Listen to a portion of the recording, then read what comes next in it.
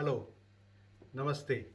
This is Neeraj here once again, and welcome to my channel, Financial Market Analysis Twist by Neeraj Shah. In today's video, I would just like to give you an update on this budget which Government of India, the Finance Minister, has just announced. So some snippets on the budget and that review of that. Before starting, I would just request you to subscribe to my channel if you have not still yet subscribed and press the notification button so that you can keep on getting from time to time whatever the new videos regarding the new ideas I come out with. And also, if you please put a like on this video, because it doesn't cost you anything, but it gives me a lot of encouragement and motivation to come out with do more research and come out with new ideas.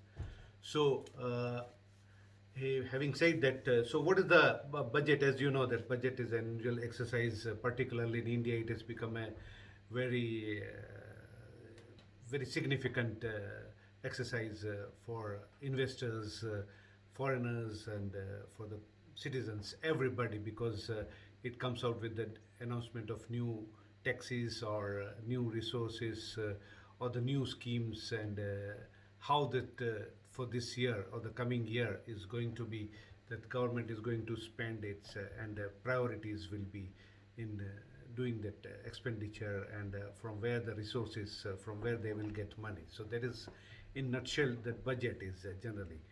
So if you remember, a few days before we had come out with a pre-budget kind of analysis, in the sense that it was a request that it should be good if there is no new taxes, particularly on the capital markets or on the wealth tax, or any kind of new taxes is not announced, then this would be a great budget, in short, if without any taxation. So it should not disrupt the market investment. It should not disrupt the money coming into India, into this capital market. So as just now, that finance minister has concluded a speech, and most of these announcements has been done. Thankfully, the biggest relief, and also the stock market has given a big cheers to this budget and the finance minister, is that there has been no any new taxes impacting no new direct taxes for the general public, and also for the market. So that's a big positive. I think that is what I would like to say. And what are the major highlights of this budget is that they have announced setting up. So it's a big emphasis is on the infrastructure, as you know, since last few years it has been. And the biggest what do you call the innovation is you can say that their focus, or their too much concentration on importance on the fiscal deficit, maintaining fiscal deficit target, and making it a sacrosanct, because that all the Western economists, or the general economists in the Western worlds and the developed worlds, they are about that fiscal deficit has to be a sacrosanct. You cannot breach the fiscal deficit target. But as we call in India, in the emergency times, you have to, the survival is the mantra, because if you survive, you can carry on many things. So even to survive, if we have to borrow, beg, we should do that, and we should not think about if when it is a question of survival, so how much money it has to be spent on that survival. It is not important, because money can be recovered. So in continuing with the same mantra, they have first time they have breached that so-called holy term of that fiscal deficit, that it should not breach 3.5-4%. So already, as we know, everybody, that so much of because of this COVID pandemic, the government had to take a lot of measures to boost the economy, and also to spend to make money rolling into the economy, to provide relief to the people, industry, companies, and overall everyone. So that's why they cannot continue to be sacrosanct with that fiscal deficit, that I will not spend because I don't have money. That is what fiscal deficit is, that if you are getting 100 rupees, you know, you should not be spending, if it is 3.5%, you should not be spending more than 103 rupees or 104 rupees. So that's why, you know, you maintain that deficit only up to 3 or 4 rupees so that you can manage it to repay it or from the additional resources. But this time it was not possible like this way. So this year already it will be bridged to 10% almost of the GDP. And also that next year also they have announced is that it's double than the current estimated fiscal deficit. So for FY21-22 it will be almost 7%, so 6.8%. So that is the one major aspect of resource gathering, you see. That's why otherwise they had to always depend on the market or the investors coming or the new form of taxation, which is on the long term it is a very very negative things.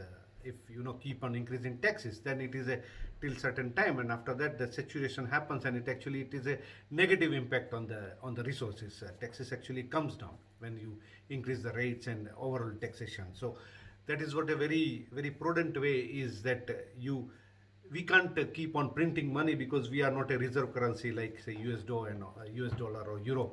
So this is the best way without hurting. Why without hurting? Because irrespective of what the credit rating agencies talk, is in recent times what we have seen in last 6 months, that market that investors are pumping in money, foreign investors and general, it's coming to India because India is really doing very well. Infrastructure and all these projects are coming up, demand is there, a huge population, big market, and the government reforms and the openness of this ease of doing business. So irrespective of what these credit rating agencies can come out with, you know, this money is pumping into India. So that is not a worry for India, and that is why I think that the finance minister also went ahead with the breaching of the fiscal deficit, say doubling of fiscal deficit, without any adverse impact on the rupee, basically, because money is kept on coming from the foreign. So that's why, you know, it is keeps rupee at the rupee doesn't go down very much. It keeps the rupee strong enough to have any, you know, to balance any adverse impact because of the breach of fiscal deficit. The investors keep on pumping money, and that's why that's finance minister or the India doesn't have to worry much about the rupee level, that rupee will depreciate significantly because of this fiscal deficit breach and all the downwards of rating. It is immaterial rating, you know, as we have seen in the last few months, that money keeps on coming into this Indian market, and it will keep on coming as long as this loose fiscal monetary or loose monetary policy is being observed by USA. So that is not a worry, and that's why very very practical aspect finance minister has taken, that resource gathering will be by this increasing fiscal deficit. So that is one, and only another major resource they will be gathering is by imposing agri cess on fuel, on diesel and petrol by say 2.5 rupees and something like 4 rupees per liter. So that is the additional, and also on the alcoholic drinks. So by increasing 100%. So these are the major, and on some import duties they have increased on some items from, on say cotton and silk, from 10 to 15%, and on some mobile batteries also in import of that they have increased customs duty little bit from 2.5% to 5%, or from 0% to 2.5%. Basically this is also to encourage more shifting of this manufacturing of mobile or battery units into India. And for textile also they have increased this customs duty because they want to encourage that they have imposed a customs duty on cotton, so that cotton, instead of, you know, so more and more they anticipate that more manufacturing units will be coming, and more Indian cotton will be utilized. More consumption of Indian cotton it will encourage. And also they have increased customs duty on all this soya oil, palm oil, and sunflower oil also by 15% to 20% respectively, different categories. So as to encourage more this edible oil production in India, and also more crops of this nuts, groundnuts, and other, encouraging more farming, production of this oil seeds in India, so as to save on this dollar, or the foreign currency basically.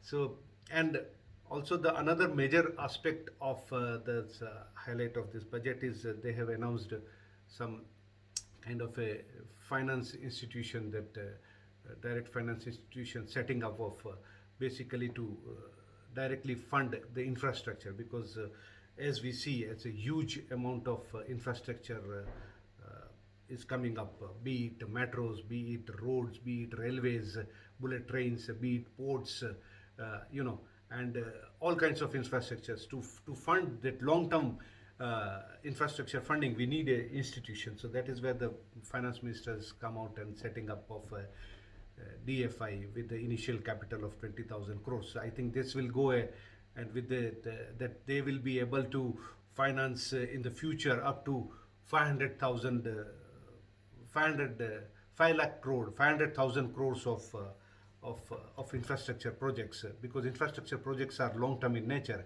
and current institutions or this banks are not equipped to finance long term infrastructure projects, because their assets are short term, like say 1 year, 2 year, 3 year deposits. So they cannot give finance of even if they give it, it increases the stress of the banking system. So that is why this new institution which budget in the budget to finance minister, it will go a long way in financing the infrastructure projects in India, and it will ramp up and make it more rapid. Infrastructure development will happen in India, and this will also boost up this demand for, say, steel, cement. With all this kind of development, we are going to see a huge demand for the steel and cement sectors. So that is also a very good aspect for these companies, basically the metal companies also. Also for they have reduced on the import duty on some of this scrap, like steel scrap and copper scrap, because majority of this scrap is imported because India doesn't produce enough of this. So it is also a good incentive for the re-rollers and small rolling mills, which are induction based furnaces and the electric arc furnaces, which use a lot of this scrap. Okay, and also in a way to recycle more of this scrap generation and it utilize, so that way that conservation of energy or environmental protection also happens, so that reach very resources are exploited to the minimum, and encourage recyclement of this aluminum or copper and steel scrap for this for the production of general items. And also it is in the anticipation that more and more this along shipyard, basically why this steel scrap and all this copper scrap import duty has been reduced. It's because to encourage also that in Alang shipyard, which is the major shipbreaking yard in the Gujarat near Bhavnagar in the state of Gujarat. It's one of the biggest shipbreaking yard in Asia, having capacity of 4.5 million light displacement deadweight tons. So that they are planning to double it to 9 million displacement weight, 9 million tons of displacement weight. So I think to encourage, because that depends on the imported scrap ship from Europe and USA and Gulf countries, basically, so that more such ships would be sent to India for scrappage, for breaking up. So that is also the reason that they have announced a reduction in the customs duty on this scrap. But other than that, and also they announced that there will be rationalization of customs duty structure overall. They will come out with the new policy framework in 1 year's time, so that for a future foreseeable ease of doing business and ease of import and export also, which will give boost to the international trade, and it will increase the share of India's also in the international trade. they will come out with rationalization of the import and the customs duty, so that average customs duty comes down to around 7.5%. So that's also a very good announcement, very good, what do you call it, policy measurement. So, in short, I think that this is a very good continuing in the face of these constraints of because of this COVID-19 pandemic and continuing struggle of coming out with the normal business and normal day-to-day activity. It is one of the best budgets under this constraint. You can't find any fault with no taxes, no new taxes. That is one of the biggest worry was there. That is why the relief in the market. Then all the huge infrastructure investment projects announcement. For agriculture also lot of incentives and lot of for modernization of agriculture and for the farmers benefit, a lot of credit has been announced. And only on the petroleum they have increased the cess without impacting, because it is increase in the basic excise duty basically, so it doesn't impact overall the consumer prices. So overall it has been one of the best, I think I would say that, or for the future direction also. It's not only about that current year, but the way they are laying the roadmap for the future for next 4-5 years. It's going to be the very good budget. And yes, they have broken that that sacrosanct term, so that we don't have to, break this fiscal deficit. We have to maintain. It's not required when the times are emergency, urgent times, in unusual times. You have to take unusual measures, and that is what it has been done. That fiscal deficit is not sacrosanct. We can do it. We can come back to the fiscal discipline when the bad times and those normal times come back. So still we are, that is 3-4 years away from that normal times. So this is the best way to raise. You finance all the schemes and all your projects and everything without raising any tax. So I think this is the best way. That fiscal deficit you keep on maintaining 1%, 8%. It's okay as long as this investment, this foreign money keeps on coming and investors keep on pumping money into the market, which looks like with this kind of all these measures and ease of doing business, and as long as the US keeps it loose fiscal and monetary policy, money will keep on coming, and that will help Indian rupee to maintain its level without worrying about this fiscal deficit. Otherwise, if that would not have been the case, then fiscal deficit would have become very important factor, and rupee may have gone down. But I don't see any worry about that. And all these infrastructure companies and all these metals companies supplying to the infrastructure, and cement companies will continue to do well in this light. And also the gold, I think gold import company, because they have rationalized the import duty on gold also from 12% to 7.5%. That's also one of the good, because that's a sentimental aspect. Indians love to buy gold, and because of this rally in the gold prices and also increase in the customs duty and all this other duties, the gold had become much more costlier in India, and it was encouraging smuggling, actually illegal bringing of gold by people, because of this difference in that pricing structure, because of the high duty in India. So people were encouraged to bring in illegally into India. So that was giving illegal gold smuggling a boost. But by rationalizing this, by reducing this customs duty on the gold and silver, government is trying to tackle that also illegal, that it will stop or it will come down to a very minimum, and people will be more buying from India only and not bring in illegal. So that will put a stop, or at least reduce gold smuggling to a great extent. So overall, I think it's a fantastic futuristic budget, and also taking current into situation. Steel metal companies should do well with all this incentive and also infrastructure boost, so the demand boost. Cement companies will do well. Automobile company, the best policy was that they have announced in budget that vehicular scrappage policy, so that any vehicle, commercial vehicle like trucks and tempos and which are commercially used, light commercial vehicles, which is more than 15 years, they have to, under the scrappage policy, government will give some incentive so that they scrap it and buy new vehicle. And for private vehicles like cars and SUVs and all this, basically passenger cars, it has been announced that after 20 years of scrappage, means if it is a 20 years old vehicle, then they'll be given incentives in some form of say rate cuts, or in some form of say money direct transfer to the buyer purchase of this car or the vehicles. That way incentive that will be announced soon, so that will encourage more purchase of this, give demand to the automobile overall. So I think this all this Tata Motors and Ashok Leylands and Mahindra, all these auto companies, Marutis, they should do very well in this because of this budget also.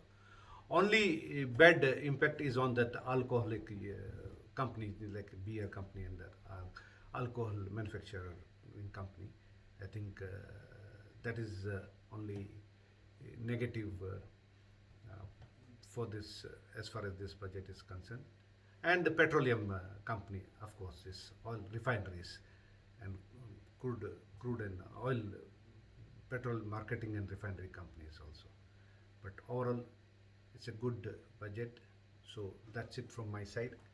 I think one can take position into this metal companies, steel companies, cement companies, infrastructure companies, and also in the finance companies, NBFCs and say housing finance also, because they have continued to announce one more year of incentive on this additional tax benefit on the interest paid for the housing, and also for the budget house, affordable housing projects, they have announced one more year of tax incentive.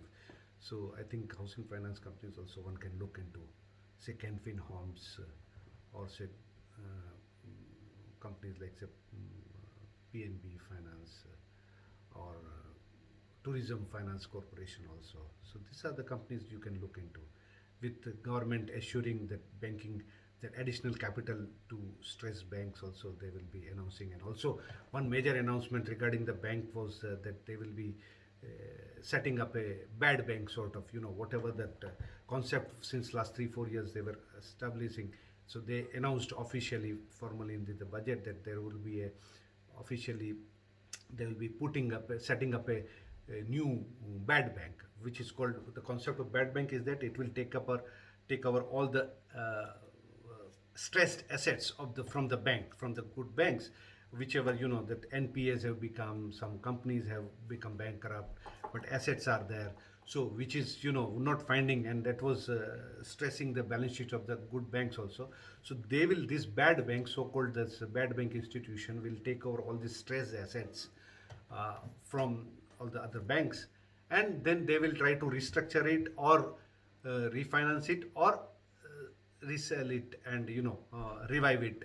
So that way that the stress on that this bank's balance sheet goes away, and which is transferred to this bad bank, which will be a central institution, I think, funded by this government. So I think that's also a very good concept. That's it from my side, and ciao from Neeraj from Moscow. Thank you.